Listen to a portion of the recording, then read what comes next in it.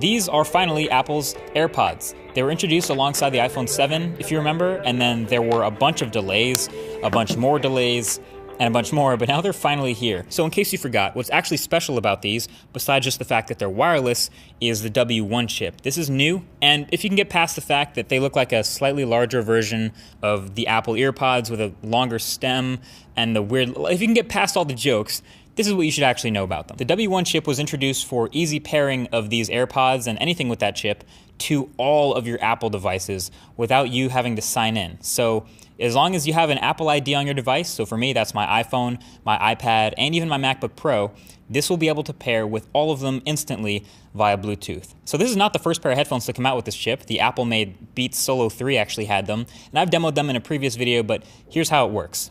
You open the case that they come in for the first time with the iPhone somewhere near it. This turns it on. The iPhone finds the headphones, pairs to them, and you're connected, just like that. With that one button press, these AirPods are now connected not just to my iPhone, but they're ready to play on any and all of my Apple devices, and I don't have to do this process again. Also, there's a little bit more tech inside these besides just the drivers and the batteries. There's an accelerometer and a pair of proximity sensors. You can see the little dots on the outside. And these are basically to be able to tell if it's in your ear or not. And there's also a touch sensor on the back of the earbuds for further controls.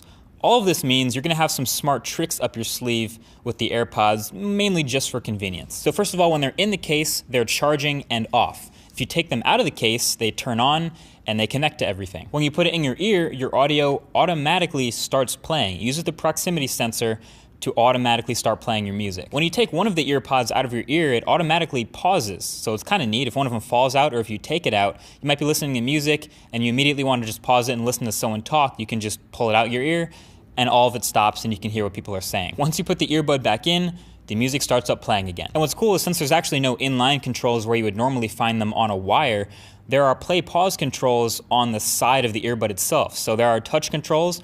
A single tap on the side of the earbud will activate play pause, and you can actually double tap to activate Siri from your iPhone or from your Mac, and it will use the microphone built into the AirPods themselves to listen to you.